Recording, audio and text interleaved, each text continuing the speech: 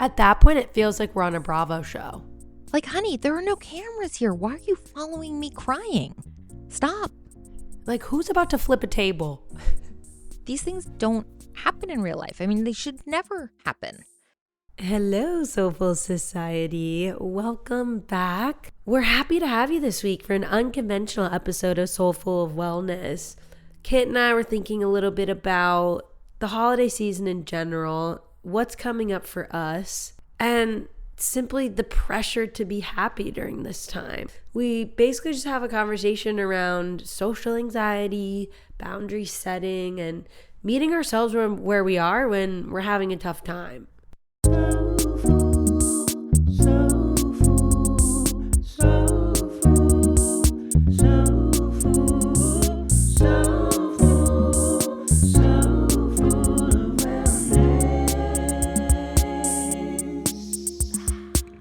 I've been finding it so challenging to answer the simplest question ever. How are you? And a lot of the times it comes so fast, I feel like it's such a willy-nilly, like, hi, how are you? And then I sometimes ignore it and just hit them straight back with a question. They're like, hi, how are you? And I'm like, oh, how are you? How are you is only a simple question when the answer's simple. Right. When all's good. And you can say, all good. And you? Then yeah, it's a simple question. But when the answer's anything else, which if you're being really forthcoming, and I realize some people don't mean it in the vein of genuinely asking, it's more of a formality, but when somebody really genuinely is asking and you trust the person to give a really candid answer, it is not at all a simple question. Right. I'm not trying to trauma dump on you. How much time do you have? How much energy do I have to even describe this? And like, what's my patent answer at this point? Like, let's just keep it light. I'm not trying to, darken your day, ruin your mood. I don't know. It's a tough question. And I don't really know if everyone realizes that. I think the people who know, but most people are running on autopilot. They're expecting all good. And you? Right. Which is fine for the majority of your human interactions in any given day. Because, like I just said, it's a formality. It's not a real question. It's a greeting. It's like saying, hi, I see you. You matter. I'm acknowledging your existence. Totally. Okay, so then, like, my question would be, what is a new formality that we can come up with? Like, what should we say instead? I almost don't want to throw that question at people if I don't like getting it. Right. Let's see. Hi. Good to see you. I feel like that's like. Right. Exactly. No question needed. Yeah. You just acknowledge with a statement. It's good to see you. And you let them take it from there. Yeah. You open the door, though. They're very often going to be like, oh, yeah, good to see you, too. How is everything? Everything's fantastic, Sally. My life is falling apart. Just kidding. Right. It's crazy, right? It's a simple question. I think that it's a balance of protecting our energy and then also being conscientious of another person's energy, right? Like everyone has stuff. Like everyone is dealing with stress. And you don't even know how that day in particular is going for that person, especially when it comes to strangers. Okay, I have a thought. I'm not sure if it'll work. But what if, in the vein of asking a simple question to engage one-to-one with another human and make them feel seen and valued, you actually simplify the question by, for example, giving it a time frame. So instead of the broad, how's it going? How are you? How are things? What if you said, how's your day going so far? Love it. Would that work? Because at least you focused them. So they're not going like, well, do we need to go back to last summer when my mom died? Or now, okay, we only have to go back a number of hours. Would that help? I love that. It's like a container. Yes, exactly. You can choose what you want to do with that. Do you want to kind of get into it? Putting bumpers on the question. Like, the kids in bowling. Oh, yeah. Put the little bumpers so the ball can't get too far. Do kids just use that? Because I feel like adults use that. I feel like I would totally use that. Dunno, have not been bowling Yeah, same. as an adult. Oh, I well. don't think. Okay, we got to take you bowling, Kit. Why not? I guess so. And bring out the bumpers. Let's just say if I haven't been in so long I can't remember when, gonna need the maybe I just need like bumpers for life. Yes. All facets. I feel that. Including how are you? Including how are you? Who would have thought it could be such a detrimental question? Well, maybe you can even say up until lunchtime, how's your day going so far? Or in the afternoon, you just say, how's your afternoon going? Then the person doesn't even have to think back pre-lunch. We just keep it really simple for people. We're adding bumpers left and right. Where else can we add bumpers? I'm thinking this could work. And it'll maybe kind of surprise people enough that they'll be like, nobody's asked me how my afternoon is going so far, that they'll actually kind of think back and be like, the afternoon's rolling along. I can't really complain. There you go with the bowling theme again. It's rolling along, rolling down the lane. But bump. Thank you. I didn't even do it on purpose. Oh. Yeah, and you ask where else in life? Well, everywhere. I'd like permanent accommodations. Right. For a person just doing the best I can here. That brings me to the topic of social anxiety, even for those of us who don't generally have it, but you're just having a tough day, a tough week, and then inevitably there's something on the social calendar this holiday season, and you I don't know, sometimes I can't function like my normal self, and I'm like, am I giving too much eye contact? I don't even know what to say. Why am I smiling so much? Am I people pleasing? That you're all of a sudden just in your head, not even able to have a genuine conversation because you're picking up on so much energy and you're overthinking the way you're coming across. Does anyone else deal with that? Yeah, you said it. That's the anxiety talking. That is what you described as absolutely the anxiety taking over. It's saying you were probably doing everything wrong, including your eyeballs. You're probably doing eyes wrong at this point. You're probably breathing weirdly. So you know what? You just need to extricate yourself, cut your losses, and get out before you can do anything else wrong. Are you anxiety harm. Or are you Kit in this moment? You're get yourself out of there. Well, probably both, but I meant to be your anxiety. Your anxiety is you're probably doing the eyeballs wrong. They're probably either not enough or too intense. I'm not sure, but either way, it's got to be wrong. And, the breathing, it might be too quiet and they're wondering if you're breathing, or it might be too much. You're never really sure. And your volume, maybe that's off too. Yeah, I think that's what anxiety does to you, so that you can't concentrate. You can't even have coherent thoughts because your thoughts are so fractured on all these things that don't really need thought. You just use your eyeballs and breathe without analyzing it. But that's what anxiety, I feel like that's exactly when my anxiety is taking over, what it does. It's just taking any focus or energy I have and fractionating it into a million incoherent pieces.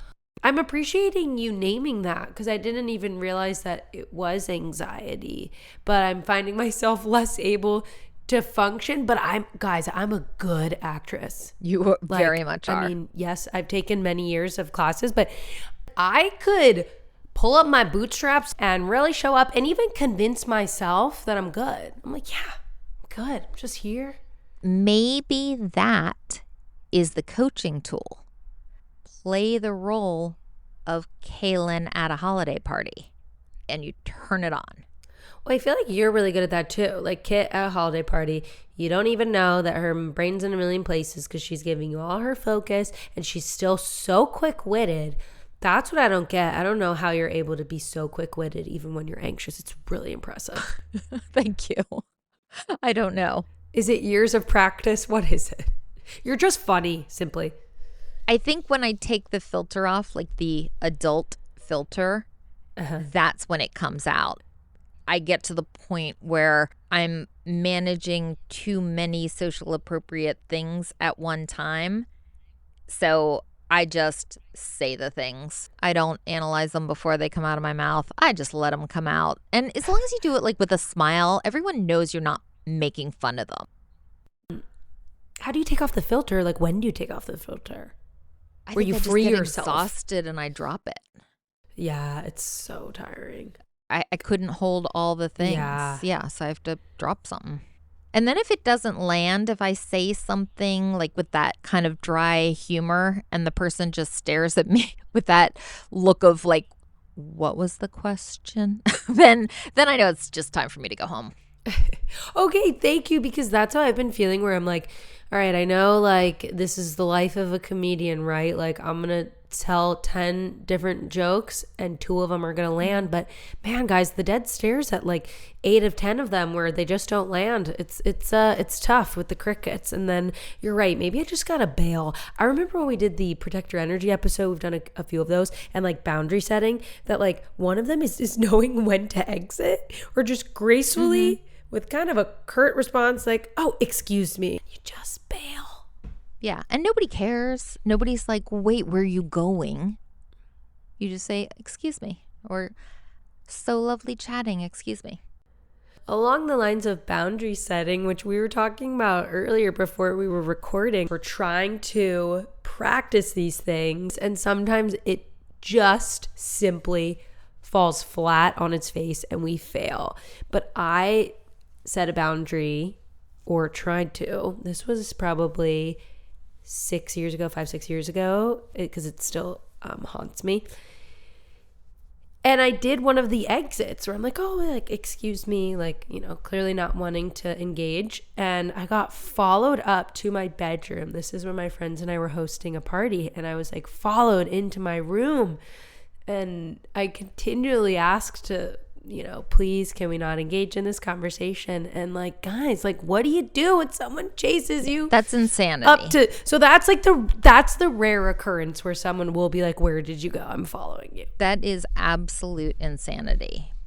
As hard as it is at times to set clear boundaries, when we're able to successfully, it wasn't successful, but when we're able to, for ourselves, be successful in doing the boundary setting things and saying what we need to say, even if it feels a little less than people pleasy as we might like, when we can do it and it's not respected, what do you do?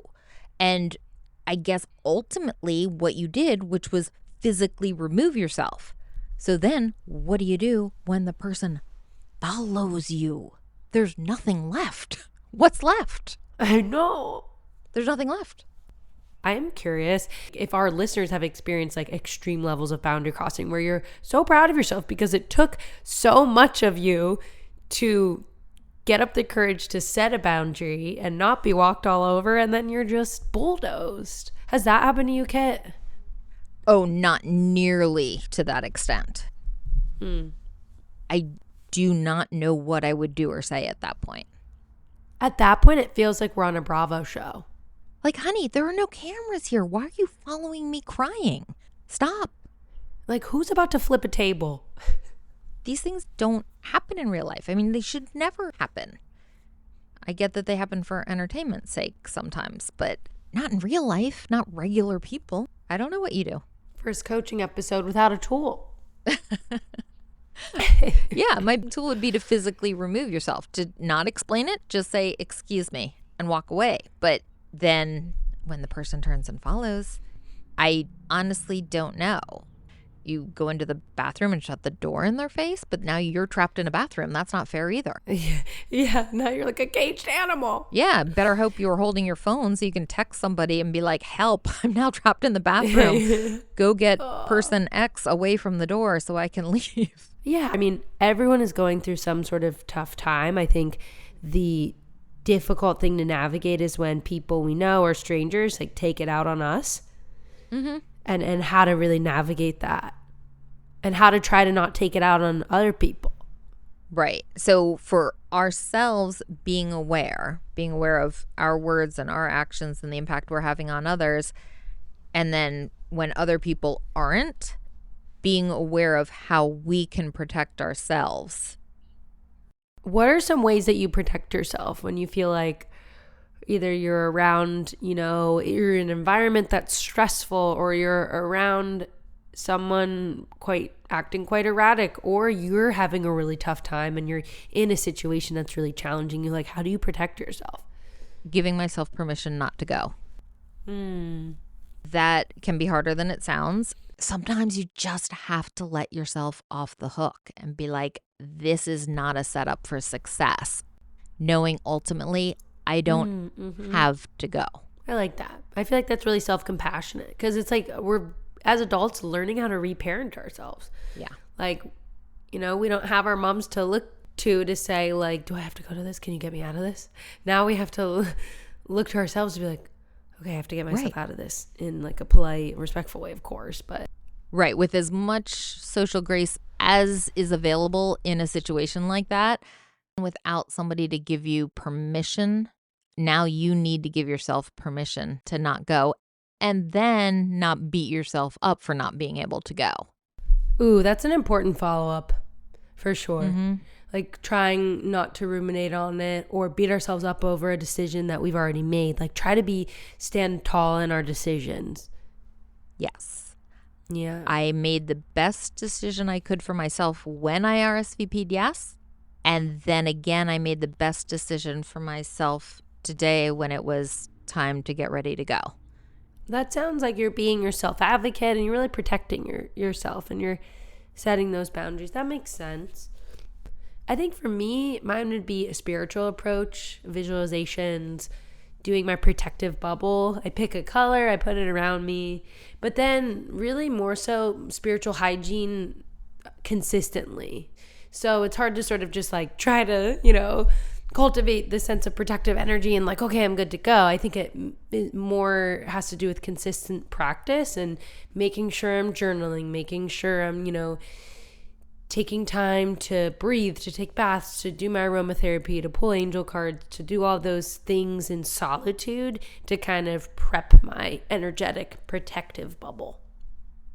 Those sound like preparatory soothing activities.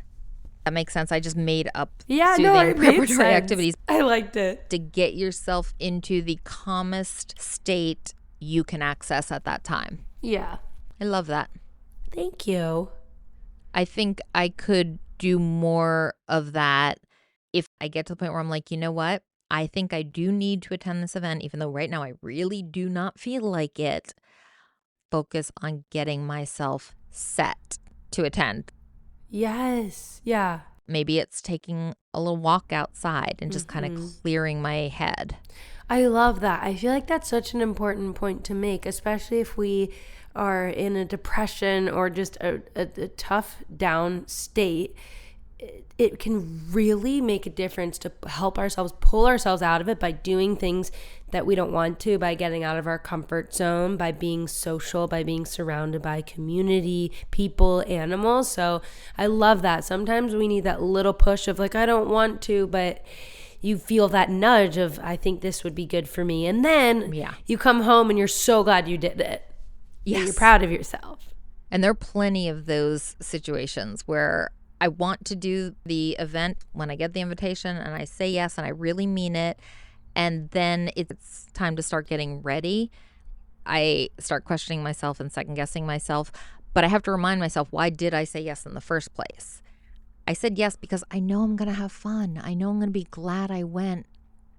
So now I just have to get myself ready, get myself there. And then once I'm there, I'm fine. It's usually all the lead up things, the get ready, driving myself there, parking, all those little triggery things for me. Once I'm there, I'm fine. If I could just teleport myself to a place, I would have such a higher attendance rate. Yeah, but your higher self is the one pushing you to get those little dopamine hits. You're checking it off. You did it. You found the parking. You did it. You drove there successfully and you did the thing. So it's like those little check marks. But I feel like a lot of this has to do with having grace for ourselves and acknowledging that like wellness is never a strive for perfection. We're never 100% good. And that is perfectly okay. That is imperfectly okay. And that every single day does not have to be a new personal growth record. In fact, like, to give ourselves the grace of knowing that sometimes we just need to coast, I feel like is the biggest gift we can give ourselves when going through a hard time. And that's the theme this week. Yep. We always say know yourself. Today we're saying know where you are. Act accordingly. Yeah, progress isn't linear. It's such a journey, and just honor where you're at right now. Hold those close that you love the most, including yourself. Give yourself a big fat hug. We love you guys so much. Big hug, big squeeze, big pat on the back, whatever will help you feel a little better about being you right now. Yeah, go do an activity that sparks joy for you. And if that's laying on the couch and watching reality TV, you know we can support that. Count me in. We hope you guys enjoyed today's sort of unconventional episode, an authentic dialogue between Kit and I. We love you guys. Please email your suggestions at sfowpodcast@gmail.com and leave us a review on Apple Podcasts. Love you.